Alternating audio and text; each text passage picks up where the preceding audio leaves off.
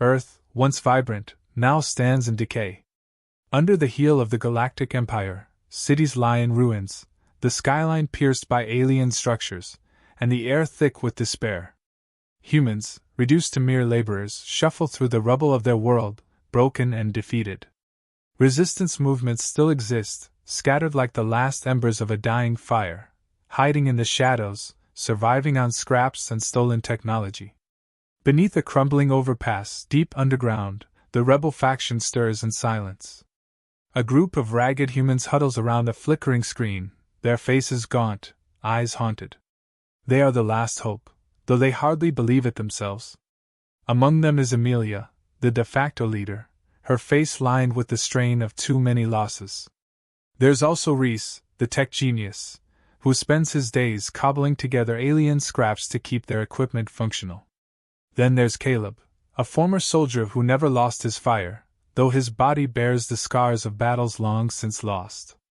Tension thickens as the latest intercepted transmission crackles to life, a robotic alien voice speaking coldly of annihilation. Deployment confirmed. Warlord battalion en route. Earth resistance termination imminent. The rebels exchange looks. They've heard of these warlords, the elite, the Galactic Empire's most feared force. Entire planets have fallen to them, civilizations erased without a trace. They're not just coming to fight, they're coming to end everything. Reese's hands shake slightly as he shuts the transmission down. We don't have the firepower to face them, Caleb says, frustration and hopelessness mixing in his voice. Not even close. Amelia paces, her mind racing. They've always been outmatched, but this? This isn't a battle. This is an extermination. There has to be something. She murmurs, almost to herself. But there's no plan, no secret weapon. They have nothing left. Until Reese hesitates, glancing at a dusty corner of their makeshift lab. Maybe we do. All eyes turn to him as he pulls up a different file on the screen, one far older than the war strategies and intel they've been poring over.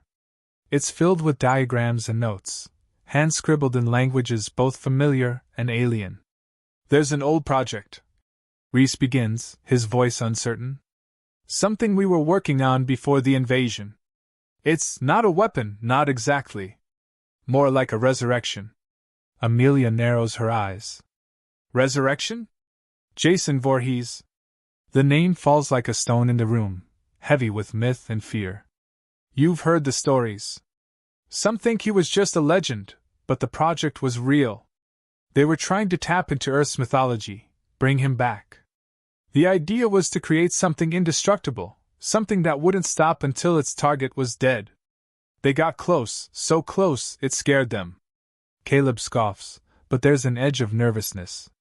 You want to bring back a ghost? A horror story? No, Reese says, eyes locked on the screen. Not a ghost. A weapon. If we activate this, if we bring Jason back, he won't be a legend anymore. He'll be real. And if the stories are even half true, the warlords won't stand a chance. Silence hangs in the air, the weight of what Reese is suggesting sinking in. Amelia's mind races. They've tried everything, fought in every way they knew how, and still, they've been pushed to the brink.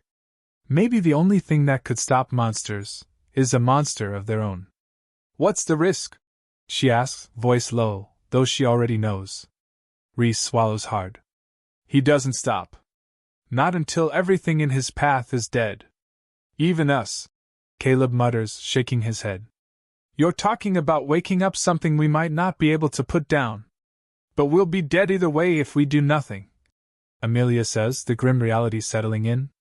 The warlords will burn us out, and the Empire will bury what's left. Her decision is made. There's no time for fear, no room for doubt. They'll activate the technology, bring Jason back, and hope that this dark figure from humanity's nightmares will be enough to turn the tide. Do it, Amelia says, her voice cutting through the uncertainty like a blade. Reese hesitates for a moment longer, but then he nods, turning back to the screen, his fingers dancing over the keys. They don't have time for second thoughts. The warlords are coming. And Earth is about to unleash its final, terrifying defense. The rebels work feverishly, blending Earth's ancient mythology with advanced technology that none of them fully understand. Ritualistic symbols are drawn, and machines hum to life, their screens displaying arcane data. It feels more like dark magic than science as they activate the system, pulses of eerie energy surging through the equipment. The air around them grows cold, unnaturally still, as they direct the energy to the cursed lake, long forgotten and avoided by anyone with sense. The water ripples, slowly at first, then violently thrashes, churning in unnatural patterns. A deep, guttural noise echoes from the lakebed, sending shivers down their spines. The surface bursts open with a spray of murky water, and Jason Voorhees rises. Towering, silent, and masked, his figure is almost more myth than man, filthy, soaked in mud and blood, his clothes torn and decayed but his presence undeniably real. He stands at the edge of the water, unmoving, his breath a slow, deep rasp. His hockey mask is cracked but intact, hiding his rotting, inhuman face.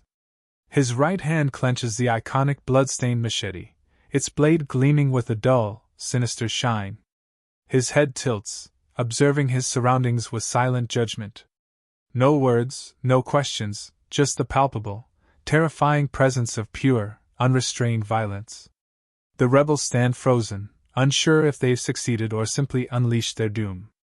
Jason's gaze sweeps over them, but he doesn't attack, not yet. There's no sign of allegiance, no understanding that he's been brought here to help. He simply exists, driven by his unyielding instinct to kill anyone he perceives as a threat. He feels no loyalty, no gratitude for his resurrection. He's a force of nature, and they've awakened him. A single breath, a shuffle of movement, anything might set him off. They know they're treading on thin ice, hoping that the incoming invaders will keep Jason's focus away from them. For now, he simply waits, like a predator at the edge of a kill zone. Overhead, the sky darkens as the alien warlords arrive. Their ships pierce the clouds like sharp blades, sleek and menacing, reflecting the cold efficiency of their war machine. These are not ordinary soldiers.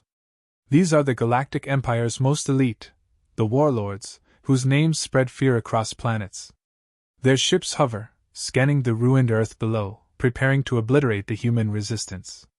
The Warlords themselves, armored in shining exoskeletons, descend in formation, confident and powerful. Their technology is unmatched, their training flawless. They've wiped out rebellions far stronger than Earth's pitiful remains. Armored boots touch the scorched ground, and the Warlords spread out, their sensors sweeping for signs of life. A single command from their leader is all it takes.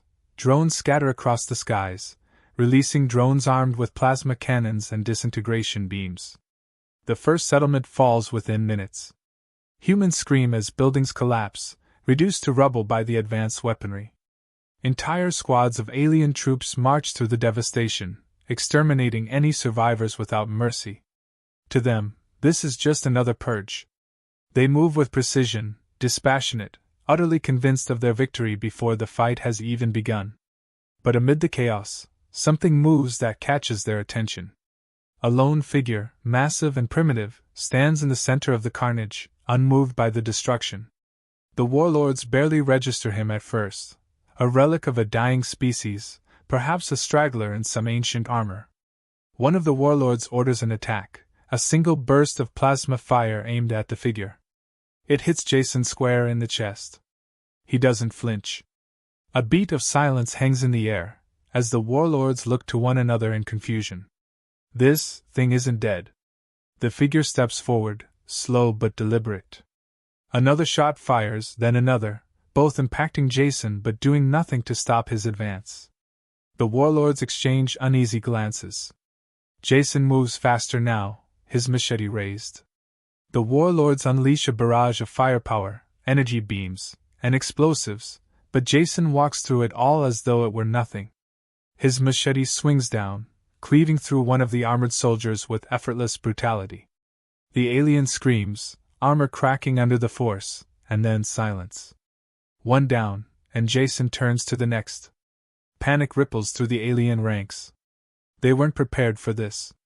Jason moves like death itself, hacking and slashing through the Warlords, their armor nothing more than a thin shell before his brutal strength. He doesn't hesitate, doesn't stop, doesn't think. Each strike is final, precise, ending a life without ceremony. The warlords regroup, trying to form a defensive line, but it's futile. Jason plows through them, his machete cutting through the advanced alien technology as if it were nothing. Their tactics crumble in the face of his relentless onslaught. One by one, the elite warlords, the most feared soldiers in the galaxy, fall before the silent terror that is Jason Voorhees. For the first time in their conquests, the warlords experience fear. Fear of something that can't be reasoned with, can't be stopped, and can't be killed. The Galactic warlords regroup, the shock of their initial defeat by Jason Voorhees still fresh in their minds. Now they deploy their most advanced tactics, coordinated attacks, overwhelming firepower, energy shields.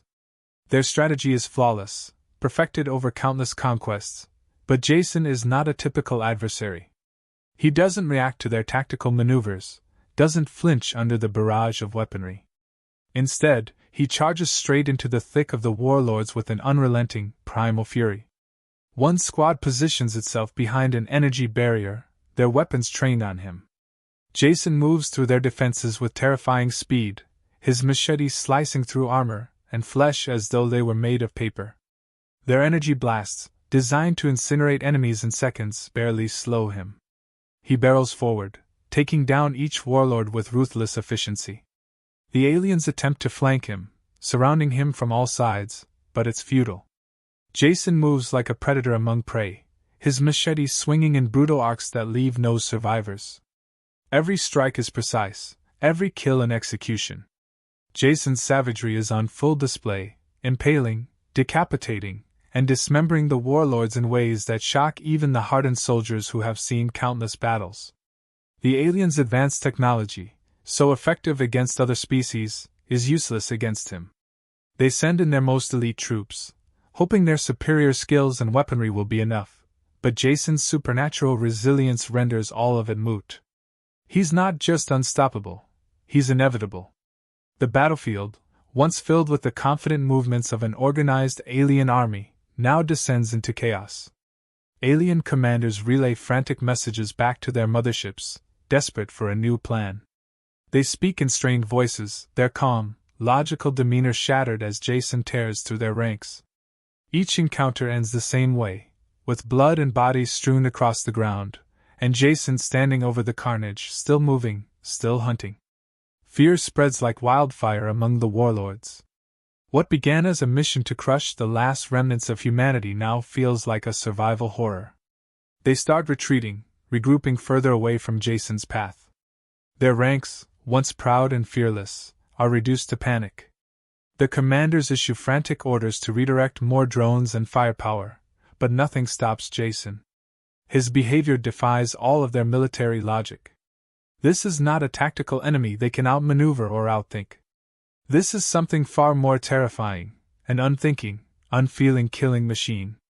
Reports of Jason's rampage reach the highest levels of the Galactic Empire, but the fear gripping the warlords cannot be translated into strategic orders. They've never faced an opponent like him. Jason moves through them like death incarnate, leaving nothing but bodies and shattered confidence in his wake. As Jason continues his killing spree, a new threat emerges, one the human rebels had feared from the start. The more Jason kills, the more his bloodlust grows. After cutting through wave after wave of warlords, his attention shifts. The warlords, for now, have fallen back beyond his immediate range. With no alien enemies left in sight, Jason's cold, dead eyes fall on the humans nearby. He doesn't differentiate between human and alien, friend or foe. There's only the instinct to kill. A rebel scout, watching Jason from the outskirts of the battlefield, catches his gaze for a fraction of a second too long. Jason moves towards him, machete raised, in the same slow, deliberate manner. The scout freezes, unable to comprehend that the thing they resurrected to save them is now turning against them. He barely has time to scream before Jason's machete strikes, leaving nothing but silence in its wake. In the rebel camp, Amelia and Reese watch in horror as Jason starts cutting down their own people. They realize, too late, the cost of awakening him. They knew he wasn't a hero or a savior. They knew he was a monster. But they'd hoped they could control him, that he would focus solely on the alien threat. Now, that hope is gone. He's not going to stop, Caleb says grimly, watching the carnage unfold. We've unleashed a monster we can't control. Amelia clenches her fists, torn between the terror of what they've done and the grim reality of their situation. Jason has already decimated the Warlords, and there are still more aliens to fight. But how many humans will die before he's finished? If they try to stop him now, they might all die before the Warlords are wiped out. But if they do nothing, Jason's rampage could leave them with nothing to save. The humans are left with a terrible choice: find a way to stop Jason, or let him finish his bloody work, hoping that somehow, someway, they'll survive his wrath. The human resistance, watching Jason's unchecked violence spiral out of control, knows they are running out of time. Jason's rage has become indiscriminate, and they're barely surviving his onslaught.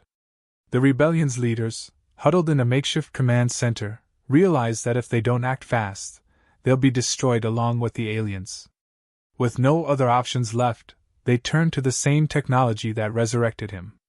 They need to control Jason, but that's easier said than done. Amelia and Reese, working with Caleb and the other scientists, scramble to piece together a plan. They dig through ancient Earth lore, trying to find something, anything, that could influence Jason's mindless fury. They uncover stories that suggest Jason was tethered to the lake from which he emerged, drawn to it by some primal connection to his past.